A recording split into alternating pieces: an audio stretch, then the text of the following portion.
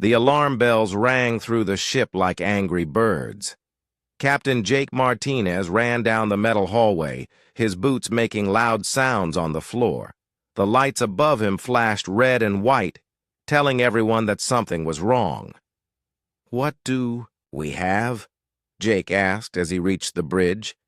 His voice was calm, but his heart was beating fast. Lieutenant Danny Brooks looked up from his screen.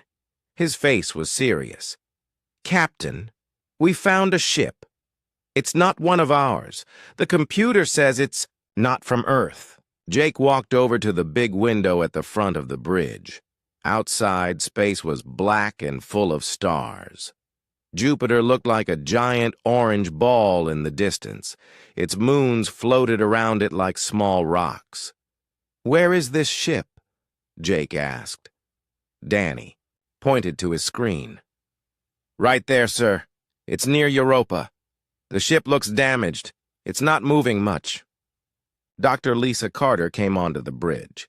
She was the ship's doctor and scientist. Her hair was messy because she had been sleeping when the alarm started. "Did someone say alien ship?" "Yes," Jake said. "Danny, can you see if anyone is alive on that ship?"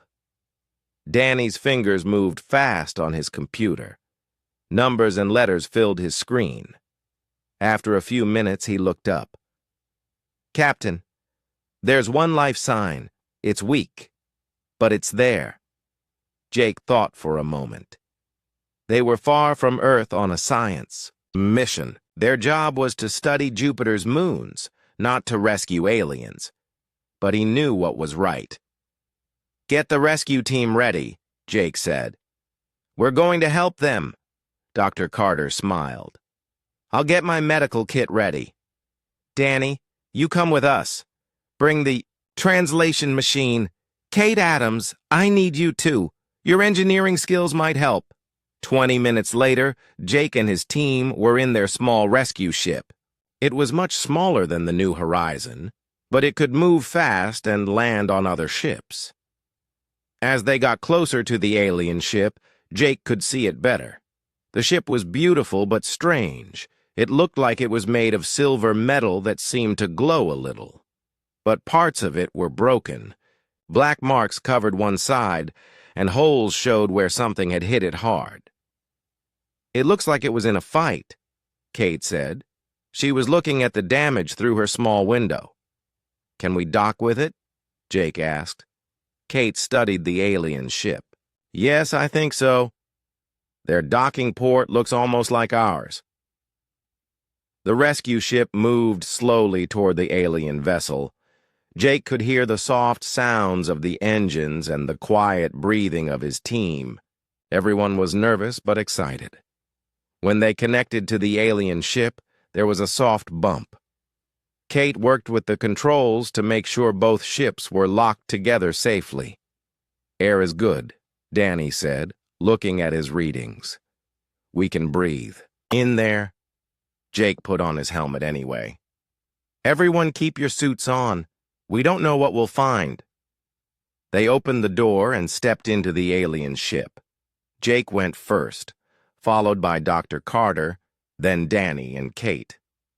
The inside of the ship was nothing like a human ship. The walls curved in smooth lines, and everything was made of the same silver metal. Soft blue lights came from panels in the ceiling. The air smelled strange, like flowers mixed with something sharp. "Hello?" Jake called out. His voice echoed in the empty hallway. They walked deeper into the ship. Jake noticed that everything was bigger than it would be on a human ship.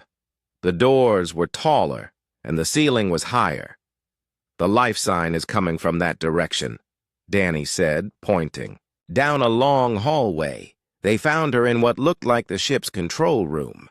She was lying on the floor next to a chair that seemed too big for any human. At first, Jake thought she might be dead. The alien woman was tall, maybe 7 feet if she stood up. Her skin was silver, not like metal, but like moonlight on water. It seemed to shine with its own light. Her hair was long and white, spread around her head like snow. Dr. Carter knelt down next to her. "She's alive, but barely. Her breathing is very weak." The alien woman's eyes opened slowly. They were unlike any eyes Jake had ever seen. They were large and seemed to hold tiny stars inside them. When she saw the humans, fear filled those star-filled eyes. She tried to sit up but fell back down. She said something in a language that sounded like music mixed with wind. "Danny, get the translator working," Jake said. Danny pulled out a small machine and set it up. After a few seconds, it started making soft beeping sounds. The alien woman spoke again. This time, the machine's voice said, "Please do not hurt me." Jake knelt down so he was at her level. He took off his helmet so she could see his face. "We're not going to hurt you. We want to help." Her star eyes looked at him with surprise. "Help?" "Yes," Dr. Carter said gently. "I'm a doctor. You're hurt, and I want to make you better." The alien woman looked confused. "But you are the humans. The stories say you are destroyers." Jake felt sad hearing this. "What stories?" "That you take worlds, that you kill and conquer." Her voice was getting weaker. "Those stories are wrong," Jake said. "We came here to help you." Dr. Carter was checking the alien woman's injuries. "Jake, she's hurt badly. We need to get her to our medical bay right now." The alien woman's eyes were closing. "My name is Zephyra," she whispered. "Zephyra," Jake said. "My name is Jake. We're going to take care of you." Kate and Danny helped. Dr. Carter moved Zephyra carefully to their rescue ship. As they worked, Jake looked around the alien ship one more time. He saw pictures on the walls showing beautiful cities and happy people, but some of the pictures were burned or broken. During the trip back to the New Horizon, Zephyra slept. Dr. Carter watched her carefully, checking her breathing and heart rate with human medical tools that somehow seemed to work on alien biology. "Will she be okay?" Jake asked. "I think so," Dr. Carter said. "But Jake, look at this." She pointed to marks on Zephyra's arms. "These aren't from the ship crash. These are old scars. Someone hurt her before." Jake looked at the sleeping alien woman. Her silver skin was marked with old wounds that had healed long ago. Even unconscious, her face looked sad. What happened to her? He wondered out loud. "I don't know," Dr. Carter said, "but I think we're going to find out." As their small ship docked with the New Horizon, Jake made a decision. They would help this alien woman named Zephyra. They would learn her story and heal her wounds. It was the right thing to do. He didn't know yet that this decision would change everything for both humans and aliens. He didn't know that Zephyra carried secrets that would lead them into a war among the stars. All he knew was that someone needed help, and humans always helped when they could. The rescue was just the beginning. 3 days passed since they brought Zephyra aboard the New Horizon. She spent most of her time sleeping in the medical bay. Dr. Carter said her body was healing, but slowly. When Zephyra was awake, she barely spoke to anyone except to say thank you. In her musical voice, Lieutenant Danny Brooks had been given a special job. Captain Martinez asked him to stay with Zephyra and help her feel safe. Danny was good with people. He had a kind face and a gentle way of talking that made others feel calm. On the 4th morning, Danny brought breakfast to the medical bay. Zephyra was sitting up in bed, looking out the small window at the stars. Her silver skin still glowed softly, but Danny noticed it wasn't as bright as when they first found her. "Good morning," Danny said. He set a tray of food on the table next to her bed. "Dr. Carter made this special for you. She studied your biology and thinks these foods will help you get stronger." Zephyra looked at the food with curious eyes. There were fruits that looked almost like ones from her home world, and some kind of soup that smelled good. "Thank you," she said quietly. "You are all very kind to me. I do not understand why." Danny sat in the chair next to her bed. "We help because it's the right thing to do. That's what humans do." Zephyra picked up a piece of fruit and took a small bite. "The stories about humans are very different from this." "What stories?" Danny asked. Zephyra was quiet for a long time. She ate slowly, thinking about her words. Finally, she spoke. "My people are called the Valeth. We come from a world with 2 suns and purple skies. Once we were strong warriors. We had great cities made of crystal and metal. We traveled between stars and explored new worlds." She stopped eating and looked out the window again. "But that was before the Keth came." Danny waited. He could see that talking about this was hard for her. "The Keth Empire is huge," Zephyra continued. "They take over worlds and make the people there into slaves. They came to our world when I was very young. My parents tried to fight them, but the Keth had too many ships and too many weapons." Her voice got quieter. "The Keth don't just take your world, they take your spirit too. They have special schools where they teach children that their old ways were wrong.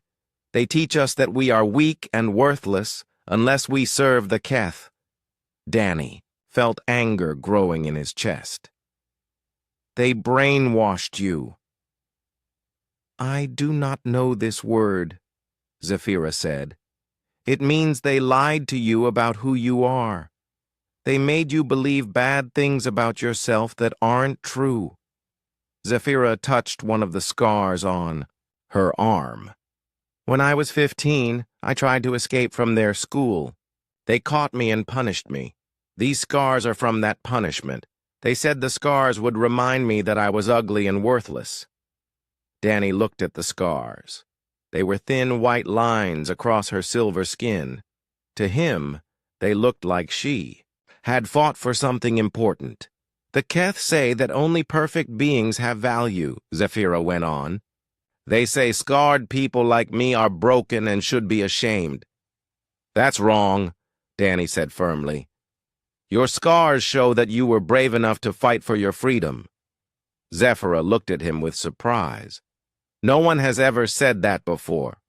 Over the next few days, Zephyra told Danny more of her story. After the punishment, she had pretended to obey the Keth, but secretly she kept the old Valeth ways alive in her heart. When she was older, she found other Valeth who still remembered their true culture. "We formed a resistance group," she said, one afternoon. "There were 12 of us. We would meet in secret and plan ways to help our people remember who they really were." Danny was helping her walk around the medical bay. Her legs were getting stronger each day. "We rescued Valeth children from Keth schools," Zephyra continued. "We took them to hidden places and taught them our real history. We showed them pictures of our beautiful cities before they were destroyed." "That sounds dangerous," Danny said. It was. "The Keth have spies everywhere. If they caught us, they would kill us slowly to make an example for others." They stopped walking, and Zephyra sat, down heavily in her chair. Her star-filled eyes looked very sad. 3 weeks ago, the Keth found our hiding place. Someone told them where we were. I was away getting supplies when it happened." Danny sat down across from her. "What happened to your friends?" Zephyra's voice broke a little. "I came back and found them all dead. The Keth had tortured them first. My best friend Lyra was still alive when I found her. She told me to run before she died. Tears started to fall from Zephyra's eyes. They looked like liquid starlight. I took our ship and ran away. I am a coward. I should have stayed and fought. No, Danny said strongly. Running away doesn't make you a coward. It makes you smart. If you had stayed, you would be dead too. And then no one would be left to tell their story. Zephyra shook her head. You don't understand. In Valith culture, a warrior never abandons their post. I failed my duty. Your duty was to survive so you could keep fighting another day, Danny said. That's what your friend Lyra wanted. That's why she told you to run. Dr. Carter came into the medical bay carrying some new medical supplies. She saw Zephyra crying and Danny talking to her gently. Is everything okay? Dr. Carter asked. Zephyra was telling me about her people, Danny said, about what the Keth Empire did to them. Dr. Carter sat down with them. I'm sorry for your loss, Zephyra. Losing friends is always painful. Dr. Carter, Zephyra said, wiping her tears. May I ask you something? Of course. Why do you help me? I am not human. I am scarred and broken. The Keth taught us that different species should not trust each other. Dr. Carter smiled warmly. Because helping others is part of being human. We don't care if you're different from us. We care that you're a person who needs help. But I have failed my people. I ran away when I should have fought. Danny leaned forward. Zephyra, you didn't fail anyone. You survived a terrible attack. You escaped from enemies who wanted to kill you. That took courage, not cowardice. The scars on your body prove you've been fighting your whole life, Dr. Carter added. Warriors get scars. That's how we know they've been in battle. Zephyra looked at both humans with confusion. Everything they said was the opposite of what the Keth had taught her. For years, she had believed she was worthless because of her scars and her survival instinct. I do not understand, she said slowly. The Keth say that perfect beings are valuable, and damaged ones are not. The Keth are wrong, Danny said simply. Your scars don't make you broken. They make you strong. They show that you've survived. Things that would destroy weaker people.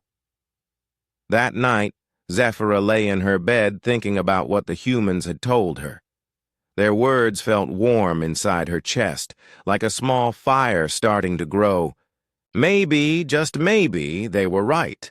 But it was hard to change beliefs that had been hammered into her mind for so many years.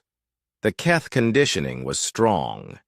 Even as part of her wanted to believe the humans, another part whispered that she was fooling herself.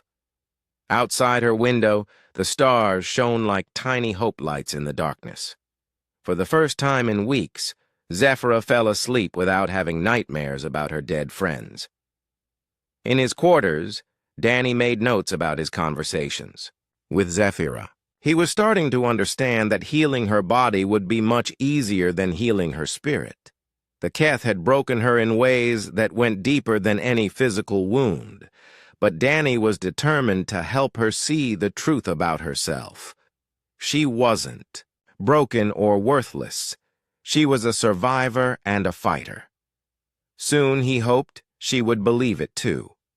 A week had passed since Zephyra started telling her story. Word had spread through the New Horizon about their alien guest and what had happened to her people. The crew was angry about the Keth Empire, but they were also amazed by Zephyra's strength. Engineer Kate Adams spent her mornings in the medical bay, working with Zephyra to fix some of the equipment they had brought from her damaged ship. Kate was fascinated by the alien technology. This is incredible, Kate said, holding up a small device. that looked like a crystal wrapped in silver wire.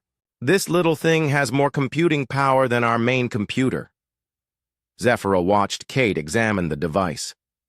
The Keth make us use simple tools now. They took away our advanced technology so we cannot fight back. But you still remember how to make the good stuff, Kate said with excitement. Some of us do. We hide the knowledge and pass it down in secret. Zephyra touched the device gently. My grandmother taught me before she died. She said knowledge is the one thing the Keith cannot take from inside your mind. Kate smiled. Your grandmother sounds like a smart woman. She was.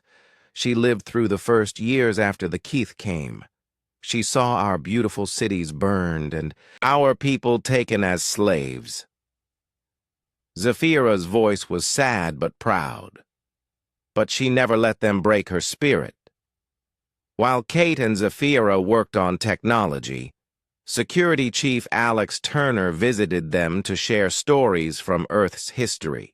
Alex was a tall man with kind eyes and a deep voice. He had studied human wars and knew about fighting against powerful enemies. You know, Zephyra, Alex said one afternoon, humans have been in situations like yours before. Zephyra looked up from the device she was repairing. Really? Oh, yes. There was a time when a group called the Nazis tried to take over our whole world. They thought some people were better than others because of how they looked or where they came from. Alex sat down next to her workbench. The Nazis were like your Keth. They burned books, destroyed cultures, and told people they were worthless if they were different. What happened to them? Zephyra asked. People fought back. It took years and many good people died, but in the end, the Nazis lost. The countries they conquered became free again. Zephyra was quiet for a moment. But humans are all the same. Species. The Keth rule over many different alien races. How can we fight back when we are so different from each other? That's actually your strength, Alex said. Each species has different abilities and knowledge. Together, you could be much stronger than the Keth.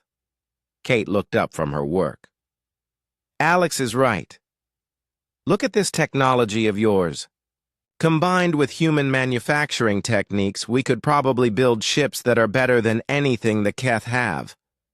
But there are so few of us left, Zephyra said sadly. Most Valeth believe the Keth lies now. They think resistance is hopeless. That's what the Nazis wanted people to think too, Alex replied. But hope is like a fire. Even when it looks like it's gone out, one small spark can start it burning again. Dr. Carter joined their conversation after finishing her medical rounds. She had been studying everything she could about Valeth biology and psychology. Zephyra, Dr. Carter said, I've been researching what you told us about Keth reconditioning. It's similar to something humans have seen before. What do you mean? Zephyra asked. It's a kind of psychological torture. The Keth don't just want to control your bodies. They want to control your minds, too. They make you believe lies about yourself so you won't fight back. Dr. Carter sat down with the group. But here's the important part. The human mind can heal from this kind of damage. I believe the Valeth mind can, too. How? Zephyra asked. By surrounding yourself with people who tell you the truth about who you are. By doing things that prove to yourself that the lies were wrong. Captain Martinez appeared in the doorway of the medical bay. His face was serious, but his eyes were determined. Sorry to interrupt, he said, but I need to talk to all of you. I've made a decision about what we're going to do next. Everyone looked at him. Zephyra felt nervous. She wondered if the humans were going to take her to some neutral space station and leave her there. I've been thinking about everything Zephyra has told us, Captain Martinez continued. About her people, about the Keth Empire, about the resistance fighters who died. He walked over to the window and looked out at the stars. We came out here to study Jupiter's moons. That was our mission. But sometimes you discover things that are more important than your original mission. Danny Brooks came into the medical bay. He had been listening from the hallway. "Captain," Danny said, "what are you thinking?" Captain Martinez turned around to face them all.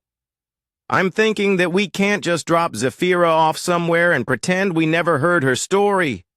What the Keth are doing is wrong. They're destroying entire civilizations." "Sir," Alex said carefully, "are you suggesting we get involved in an alien war?" "I'm suggesting we do what humans have always done when we see innocent people being hurt by bullies. We help." Kate's eyes lit up. "We could find other resistance groups, help them organize and fight back." "It would be dangerous," Dr. Carter said. "The Keth Empire is huge. We're just one ship." "David fought Goliath with just a sling," Captain Martinez replied. "Sometimes a small group with the right idea can change everything." Zephyra stared at all of them. "You would do this? You would risk your lives for people you don't even know?" "We know you," Danny said simply. "And if the Keth hurt people like you, then they're our enemies too." "But why?" Zephyra asked. "I still don't understand why you care so much, Captain."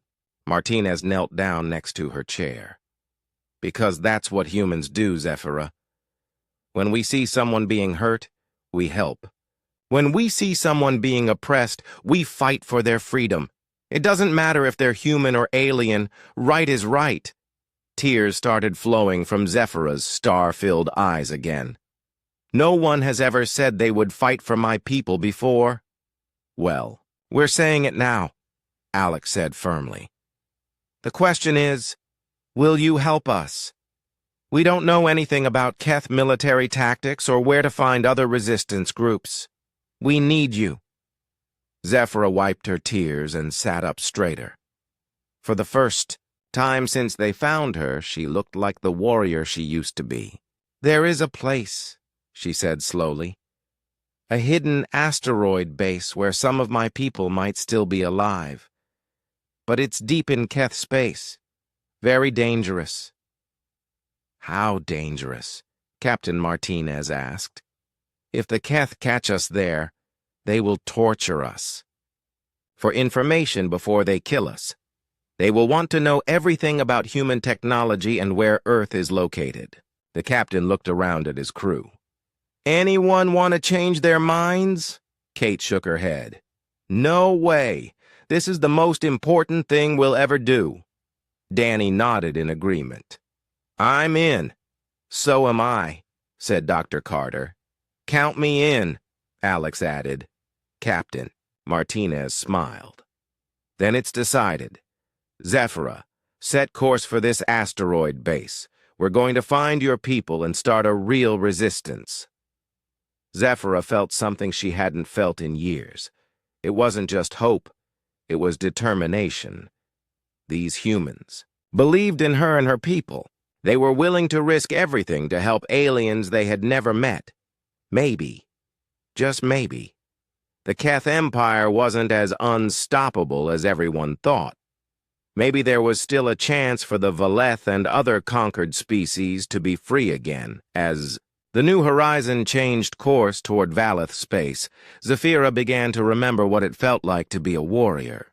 The scared, broken refugee was still part of her, but something stronger was waking up inside. The Keth had taught her that she was worthless and weak, but these humans saw something different in her. They saw someone worth fighting for. Someone worth dying for. For the first time since her friends died, Zephyra began to believe that maybe the humans were right about her. Maybe she wasn't broken after all. The journey to Valeth space took 5 days. During that time, Zephyra worked with the crew to prepare for what they might find. She taught them basic words in the Valeth language and showed them how to recognize Keth ships on their sensors. Captain. Martinez gathered everyone in the main meeting room on the morning they arrived at the edge of Valeth space. The asteroid field where Zephyra's people might be hiding was still 2 hours away. "Remember," the captain said, "we don't know what we're going to find out there. The base might be empty, or it might be full of Keth soldiers waiting for us." Zephyra sat at the table with her hands folded. She looked nervous but determined. "The base is hidden inside a large asteroid. From the outside, it looks like just another space rock. My people are very good at hiding." Danny checked his communication equipment. "What if they don't trust us? We're humans, and you said the stories about us aren't good." "I will talk to them first," Zephyra said. "If any of my friends are still alive, they will listen to me." Alex looked at his security screens. "What about Keth patrols? How often do they come through this area?" "Not often," Zephyra replied. "They think they killed all the resistance fighters, but we should still be careful." An hour later, they were moving slowly through the asteroid field. The rocks around them were huge, some as big as small moons. Kate piloted the ship carefully, between them while Danny scanned for any signs of life. "There," Zephyra said, pointing to a large, dark asteroid ahead of them. "That one." Danny's instruments showed nothing special about the asteroid. It looked like all the others. But Zephyra guided them to a small opening that was almost invisible against the dark rock. "Hidden docking bay," she explained. "Very old Valeth technology." As they got closer, lights suddenly appeared around the opening. Then a voice spoke in the musical Valeth language over their radio. Zephyra answered quickly in her own language. Danny could hear the excitement in her voice even though he didn't understand the words. "It's Kira," Zephyra said to the humans, tears of joy in her eyes. "My sister friend. She's alive." The New Horizons slipped into the hidden docking bay. Inside, they found a small but well-organized base. About 30 Valeth were waiting for them, all looking thin and tired but alive. Zephyra ran to greet them as soon as the airlock opened. The reunion was beautiful to watch. The Valeth touched foreheads with each other and spoke in their singing language. But then Kira, a tall Valeth woman with scars similar to Zephyra's, saw the humans and stopped talking. Fear filled her star eyes. "Zephyra," Kira said in English, "why did you bring the destroyers here?" "They are not destroyers," Zephyra said firmly. "They saved my life. They want to help us fight the Keth." The other Valeth moved back nervously. Captain Martinez stepped forward slowly, keeping his hands where everyone could see them. "We come in peace," he said. "Zephyra told us about your struggle against the Keth Empire. We want to help you." An older Valeth male spoke up. "Help? Why would humans help us? The stories say you only take and destroy." Dr. Carter moved next to the captain. "What stories? We've never met your people before." "The Keth tell stories about humans," the old Valeth said. "They say you are violent conquerors who burn worlds and enslave populations." Alex understood immediately. "The Keth have been lying to you about us just like they lie to you about yourselves." Zephyra nodded. "That's what I learned too. The humans are nothing like the stories. They are kind and brave. They healed my wounds and treated me with respect." Kira looked at Zephyra with confusion. "But look at yourself, sister friend. You are scarred and damaged. How can they see value in you?" The humans saw Zephyra flinch at those words. Even her own people had been taught to think scars made someone worthless. "Your scars prove you're a warrior," Danny said to Zephyra. "They prove you've been fighting for freedom your whole life." The Valeth stared at the humans with surprise. No one had ever said scars were a good thing before. Captain Martinez was about to say more when alarms started ringing throughout the base. A young Valeth male ran up to Kira and spoke rapidly in their language. Kira's face went pale. "Keth ships," she said in English. "A whole fleet. They're coming here." "How did they find us?" the old Valeth asked. Zephyra ran to the base's communication center. "They captured one of our scouts yesterday. He must have told them about this place." On the screens, they could see dozens of dark Keth warships moving through the asteroid, field toward them. The ships looked like metal insects, all sharp angles and weapon ports. "How long until they get here?" Captain Martinez asked. 10 minutes, maybe less," Kira replied. Alex was already thinking like a soldier. "How many people? Can we evacuate?" "Our ships are too small," Kira said. "We can only save maybe 10 people." "What about the New Horizon?" Kate asked. Captain Martinez nodded. "We can take everyone, but it will be crowded." The base erupted into activity as the Valeth gathered their most important possessions and data files. But they weren't moving fast enough. "They'll catch us before. We can get everyone on board," Danny said, watching the Keth ships get closer. Zephyra looked at the tactical display showing the enemy fleet. Her mind was working fast, remembering everything she knew about Keth battle tactics. "Wait," she said suddenly. "I have an idea, but it's very dangerous." "Tell us," Captain Martinez said. "The Keth ships stay in formation when they attack. If we can get behind their main group and attack their command ship, the others will be confused for a few minutes." Alex studied the enemy formation. "That might work, but how do we get behind them without being seen?" "There's another way out." "Of this asteroid," Zephyra said. "A secret tunnel that leads to the far side. We could take the New Horizon through there and come around behind them." "What about the people here?" Dr. Carter asked. Kira stepped forward. "We have weapons here. Old Valeth military equipment. We can hold them off for a while." "No," Captain Martinez said firmly. "We're not leaving anyone behind." "You have to," Zephyra said. "If the Keth capture your ship, they'll learn about Earth. They'll know where to find humanity." The captain looked torn. Every instinct told him to save everyone, but Zephyra was right about the danger to Earth. "There's another way," Kate said suddenly. "What if we attack first? Create a distraction so everyone can escape." Alex nodded. A surprise attack might scatter their formation long enough for the evacuation ships to get away. Zephyra looked at the Keth fleet on the screen. It could work, but whoever attacks them won't survive. The Keth have too many ships. "Then we better make it count," Captain Martinez said grimly. But Zephyra was already moving toward the tunnel exit. "I know their weaknesses. I've been fighting them my whole life. Let me help." "Zephyra, you don't have to," Danny started. "Yes, I do," she said. And for the first time since they found her, she sounded like the warrior she truly was. "This is my fight. These are my people. I won't run away again." As the New Horizon prepared for battle, something had changed in Zephyra.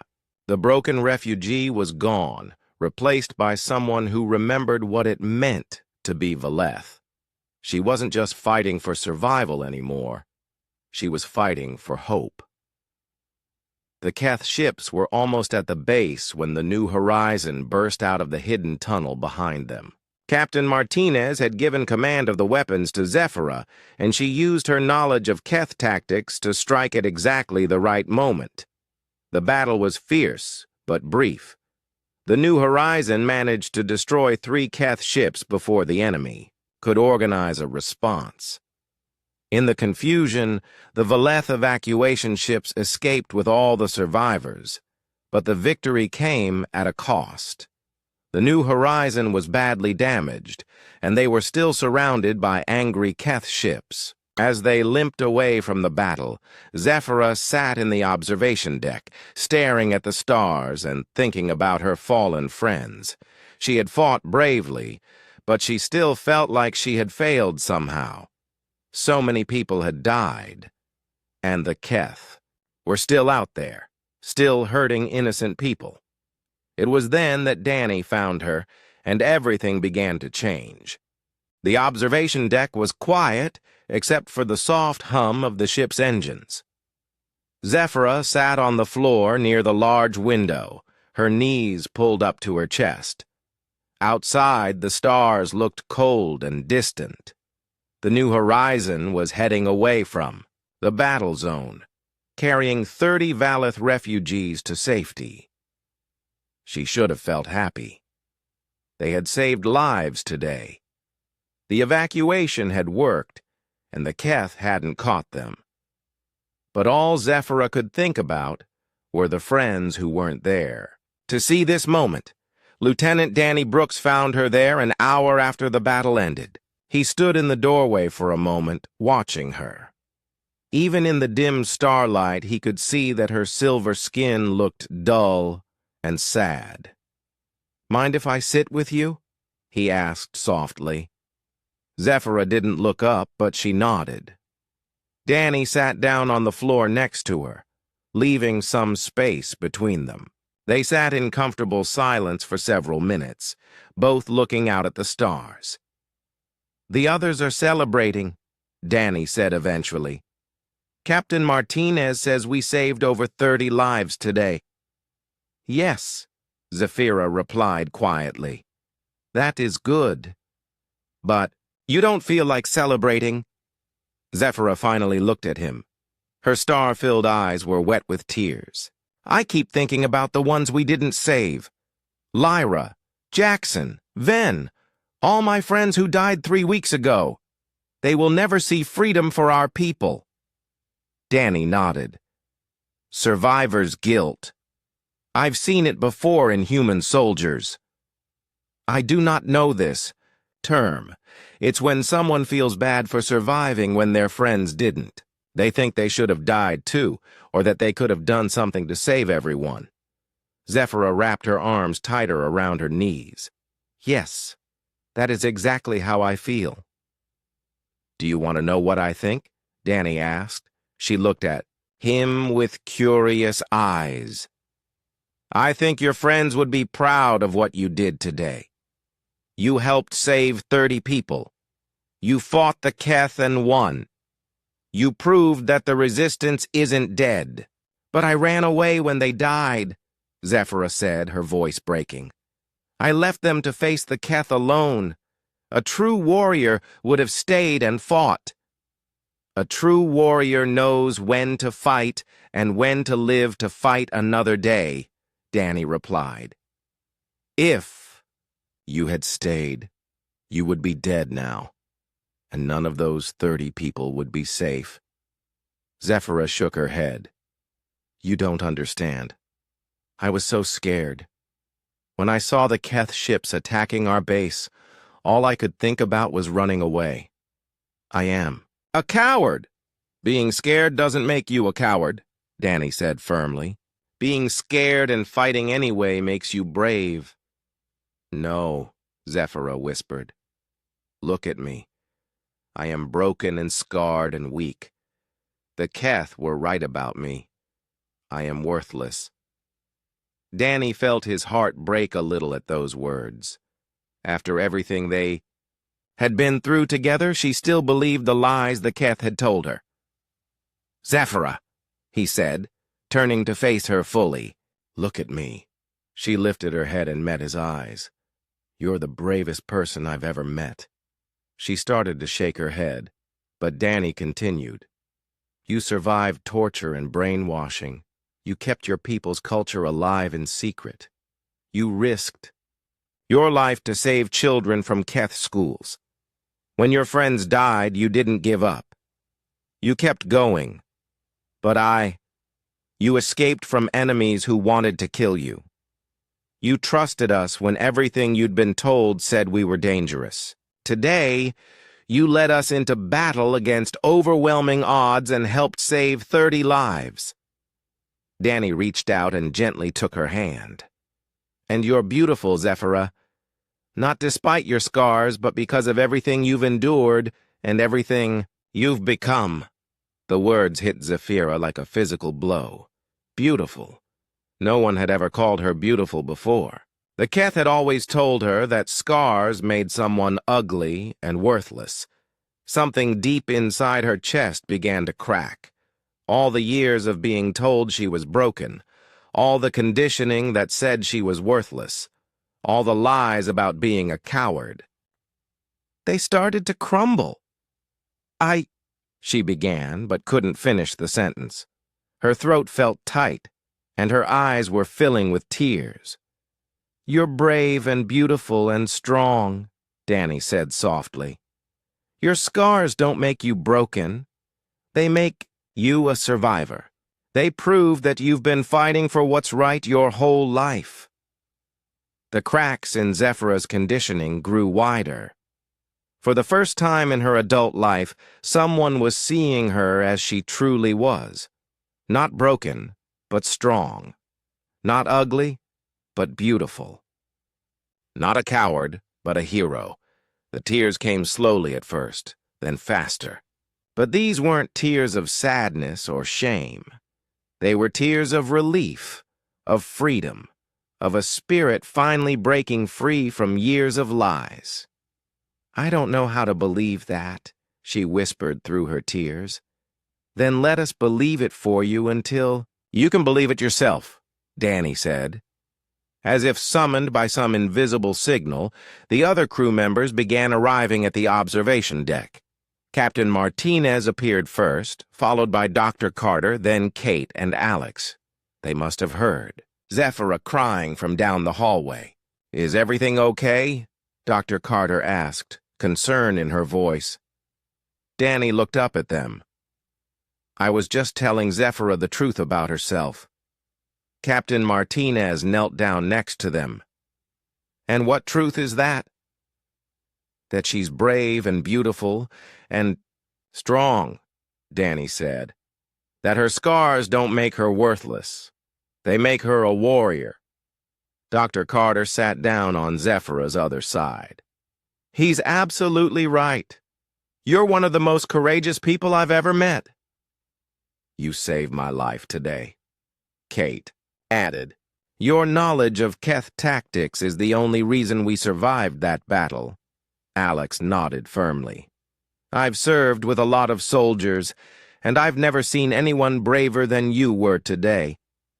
One by one, they told her what they saw when they looked at her. Not a broken refugee, but a survivor. Not a coward, but a hero. Not damaged goods, but someone precious and valuable. With each word, more of the Keth conditioning fell away. Zephyra began to cry harder, great sobbing tears that seemed to come from her very soul. But Danny understood that these tears were necessary. She was finally grieving for the person the Keth had tried to make her believe she was, that scared, worthless, broken creature who had never really existed. I'm sorry, she gasped between sobs. I don't know why I'm crying like this. Because you're finally free, Dr. Carter said gently. Free to see yourself the way we see you. Captain Martinez put a gentle hand on her shoulder. The Keth tried to break your spirit, but they failed. You're still here. You're still fighting. You're still helping others. You know what I see when I look at your scars? Kate asked. Zephyra looked up at her through her tears. I see someone who never gave up. Someone who kept fighting even when it hurt. Someone who chose hope over despair. Alex leaned forward.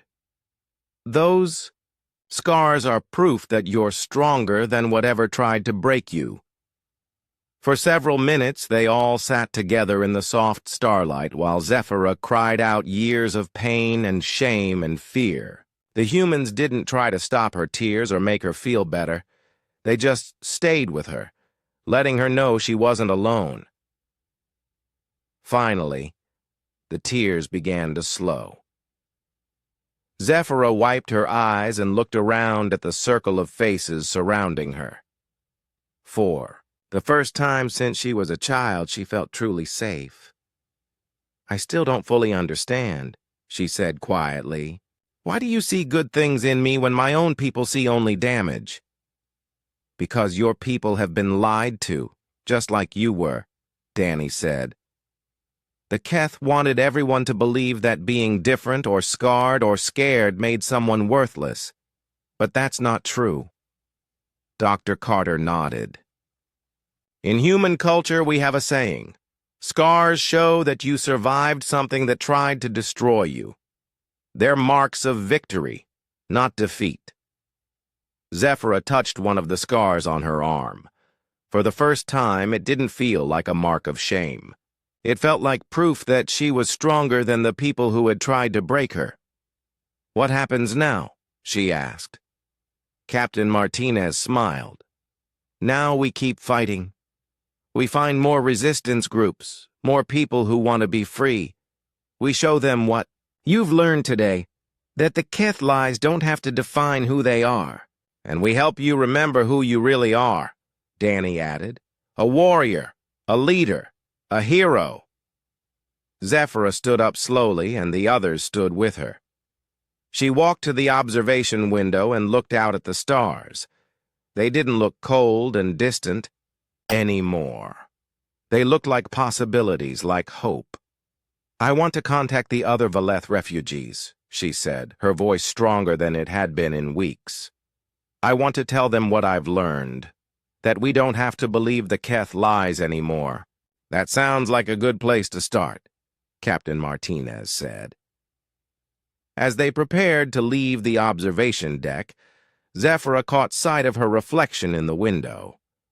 For the first time in her adult life, she didn't see a broken, worthless creature staring back at her. She saw someone who had survived terrible things and come out stronger. She saw someone worth fighting for. She saw someone beautiful. The Keth had tried to break her spirit, but they had failed. She was still here, still fighting, still hoping. And now she had friends who saw her true worth, who would stand with her against the darkness. For the first time since her world fell, Zephyra began to believe that maybe, just maybe, freedom was possible after all. Not just for her, but for all the conquered peoples of the galaxy. The war against the Keth Empire was far from over. But today, something more important than a battle had been won. A spirit had been freed, and hope had been reborn. As they walked back to the main part of the ship together, Zephyra held her head high. The scars were still there, but now they told a different story. They spoke of courage, of survival, of a warrior who refused to be broken. 3 days had passed since Zephyra's breakthrough in the observation deck. The change in her was remarkable. She walked taller, spoke with more confidence, and her silver skin seemed to glow brighter than before. The crew of the New Horizon watched with amazement as the real Zephyra emerged from beneath years of Keth conditioning. The 30 Valeth refugees they had rescued were housed in the ship's cargo bay, which had been converted into temporary living quarters. At first, they had been frightened and confused. Like Zephyra, they had been taught that humans were dangerous conquerors. But as they watched how gently the crew treated them, their fear began to fade. Zephyra spent most of her time with the refugees, talking to them in quiet groups. She told them about her experiences with the humans, about the lies the Keth had, taught them all, and about the possibility of hope. "Listen to me, brothers and sisters," she said to a group of young Valeth who were sitting together in one corner of the cargo bay. "The humans see our scars differently than we were taught." A young male named Thane touched the marks on his face nervously. "But these scars mark us as defective. The Keth said so." "The Keth lied," Zephyra said firmly. "The humans told me that scars prove we survived something that tried to destroy us. They are marks of strength, not weakness." An older female named Vera shook her head. "How can you believe alien words over what we have always known?" Zephyra knelt down in front of Vera. "Because I have lived with these humans for weeks now. I have seen their kindness with my own eyes. They healed my wounds without asking for anything in return. They risked their lives to save all of us." "Doctor." Carter approached the group, carrying medical supplies.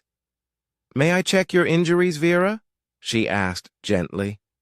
Vera flinched away. "I am too damaged for healing. My scars are too many." "No one is too damaged for healing," Dr. Carter said softly. "Every person deserves care and kindness." Zephyra translated Dr. Carter's words into the Valeth language.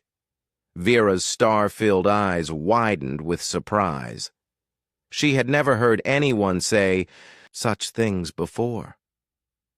Slowly, Vera allowed Dr. Carter to examine her old wounds.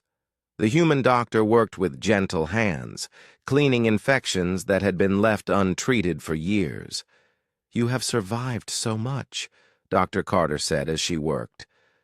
"These scars tell a story of courage." Other Valeth began to gather around, watching in amazement as the human doctor treated Vera with respect and kindness. Many of them had never received proper medical care before. Meanwhile, in another part of the cargo bay, engineer Kate Adams was working with some of the younger Valeth to repair damaged equipment they had brought from the asteroid base. She was teaching them how human and Valeth technology could work together. "Look at this," Kate said excitedly, holding up a device that combined human manufacturing with Valeth design. "Your power crystals are 3 times more efficient than our batteries." A young Valeth named Zara watched Kate work with fascination. "The Keth told us our old technology was primitive and useless." "The Keth told you that because they were afraid," Kate replied. "If you knew how advanced your people really were, you might start to believe in yourselves again." Captain Martinez entered the cargo bay and walked over to where Zephyra was talking with a group of refugees. "Zephyra, we need to make some decisions about where to go next." Zephyra stood up and followed the captain to a quieter area. "What are you thinking, Captain?" "We can't keep 30 people on this ship forever," Martinez said. "They need a permanent, safe place to live. But more importantly, we need to start building a real resistance movement." "I have been thinking about this too," Zephyra said. "There are other hidden bases scattered throughout this part of space. Small groups of survivors who don't know about each other. Could we find them? Maybe, but it would be dangerous. The Keth have increased their patrols since our attack on the asteroid base."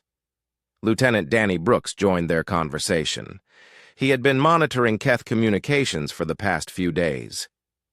"Actually, I think we might have an advantage there. The Keth are confused about what happened. They don't understand how one human ship could defeat their patrol squadron." "What do you mean?" Martinez asked. "Their communications show they're trying to figure out what new weapons we used. They don't realize that our advantage was Zephyra's knowledge of their tactics, not superior technology." Zephyra smiled. "They underestimate the power of someone who knows their weaknesses." Security Chief Alex Turner approached the group.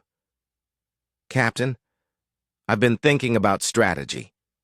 If we're going to build a resistance movement, we need more than just hidden bases. We need to start showing other conquered, Species that the Keth can be beaten. How do we do that? Martinez asked. Hit-and-run attacks, Alex said. Small strikes that prove the Keth aren't invincible. Word will spread, and other resistance groups will start to believe they have a chance. Zephyra nodded enthusiastically. Yes, this could work, but we would need to be very careful. The Keth are cruel when they are angry. If we attack them, they might take revenge on innocent civilians. Then we make sure our attacks are smart, Alex replied. We target military installations, supply ships, communication arrays, things that hurt the Keth war machine but don't endanger civilians. Dr. Carter walked over to join the discussion. Before we start planning attacks, we need to address something else. The psychological conditioning. What do you mean? Martinez asked. All of these Valeth refugees have been brainwashed just like Zephyra was. They believe they're worthless, that resistance is hopeless, that they deserve their suffering. We can't build an effective resistance movement with people who don't believe in themselves. Zephyra understood immediately. Dr. Carter is right. We need to help them heal their minds before we can expect them to fight. How long would that take? Danny asked. For some, maybe weeks. For others, months or years, Dr. Carter replied. But there might be a faster way. Everyone looked at her with curiosity. What if we gave them victories? Small ones at first, then bigger ones. Success has a way of changing how people see themselves. Alex smiled. I like that idea. Start with easy targets. Let them see that. They can win against the Keth. Over the next several hours, they developed a plan. The New Horizon would visit other hidden Valeth settlements, gathering survivors and refugees. They would provide medical care, food, and most importantly, hope. Then they would begin a series of small attacks against isolated Keth outposts. Nothing too dangerous at first, just enough to prove that the Keth could be beaten. As word spread, and more people joined them, they could take on bigger targets. When Zephyra explained the plan to the refugees, their reactions were mixed. Some were excited by the possibility of fighting back. Others were terrified at the thought of provoking Keth anger. I understand your fear, Zephyra said to the group. I was afraid too, but I learned something important from these humans. Sometimes the most dangerous thing you can do is nothing. Vera, the older female whose wounds Dr. Carter had treated, spoke up. What if we fail? What if the Keth punish other Valeth because of our actions? Then at least we will have tried, Zephyra replied. At least we will have shown our children that we didn't accept slavery without a fight. Young Thane raised his hand. Zephyra, do you really believe we can win against the entire Keth Empire? Zephyra looked around at all the faces watching her. She saw fear in their eyes, but also something else, a tiny spark of hope that hadn't been there before. I don't know if we can win, she said honestly.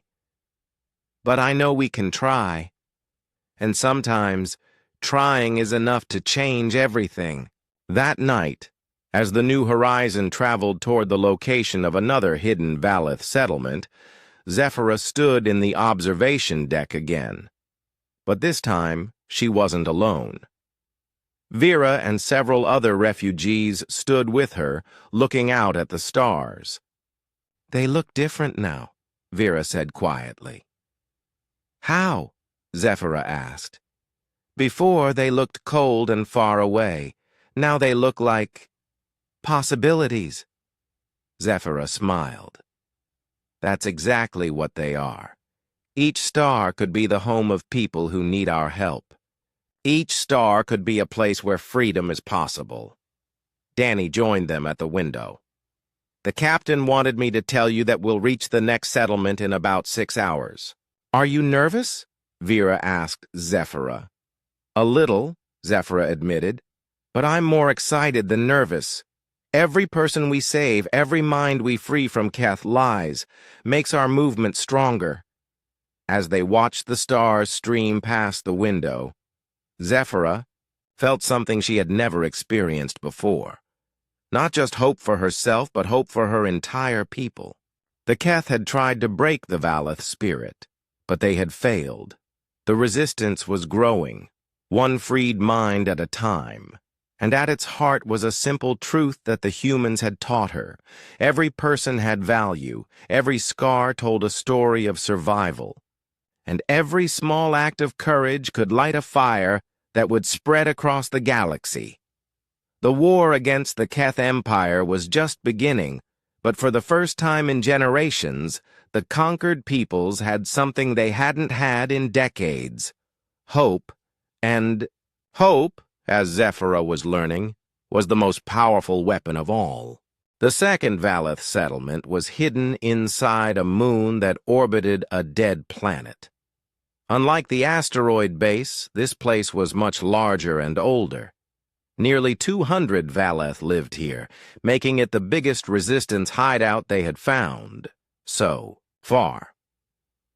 But when the New Horizon arrived, the people here were different from the refugees they had rescued before. These Valeth had been hiding for so long that they had almost given up hope entirely. Their leader, an old male named Elder Corvin, met them at the docking bay with suspicion in his ancient eyes. "Why have you brought humans here?" Corvin demanded when he saw Zephyra walking with Captain Martinez and his crew. "Do you want to get us all killed?" "Elder Corvin," Zephyra said respectfully, "these humans are our friends. They saved 30 of our people from a Keth attack." "Friends?" Corvin laughed bitterly. "The Keth tell us that humans are destroyers. Why should we believe they are any different?" Captain Martinez stepped forward slowly, keeping his hands visible. "Because we're here to help, not to conquer. We want to fight the Keth, not add to your suffering." Corvin studied the captain with sharp eyes. "Fight the Keth? You are one small ship. The Keth have thousands of vessels and control dozens of worlds. What can you possibly do against them?" "More than you might think," Alex Turner said. "We've already proven that Keth ships can be defeated." "One battle means nothing," Corvin replied. "The Keth will send more ships, bigger ships. They will hunt you down and destroy you." Zephyra could see that Corvin's fear ran deep. This settlement had been hiding for over 20 years, and in all that time, they had never fought back. They had convinced themselves that hiding was the only way to survive. "Elder," Zephyra said gently, "may I speak with your people? I have things to tell them that might change how they see our situation." Corvin was reluctant, but he agreed. Within an hour, nearly all 200 Valeth had gathered in the settlement's main hall. It was a large cavern carved out of the moon's rock, with crystals in the walls that gave off a soft blue light. Zephyra stood in front of the crowd with the human crew behind her. She could see the same look in these people's eyes that she had once seen in her own reflection: defeat, hopelessness, the belief that they were worthless and broken. "My brothers and sisters," Zephyra began, "I stand before you today as someone who has learned a great truth. The Keth have been lying to us our entire lives." Murmurs rippled through the crowd. Some people looked interested, others looked afraid. "For years, I believed I was worthless because of my scars," Zephyra continued, touching the white lines on her arms. "The Keth taught us that damaged people have no value. But these humans showed me something different." She gestured to Danny, who stepped forward. "Lieutenant Brooks, would you tell them what you told me about scars?" Danny looked out at the sea of silver faces watching him. "In human culture, We believe that scars prove you survived something that tried to destroy you. They're not marks of shame. They're marks of victory. The crowd stirred with surprise. No one had ever heard such words before. Dr. Carter stepped forward next. Every person has value, regardless of their scars or their past. You all deserve respect, kindness, and freedom. Elder Corvin shook his head. Pretty words from aliens who don't understand our situation. The Keth have broken our spirits for good reason. We are weak. We are few. We cannot fight them. That's what they want you to believe, Kate Adams said firmly. But it's not true. Your technology is more advanced than theirs. Your people are smarter and braver than they've convinced you to believe. Zephyra saw doubt flickering in some faces, but also curiosity.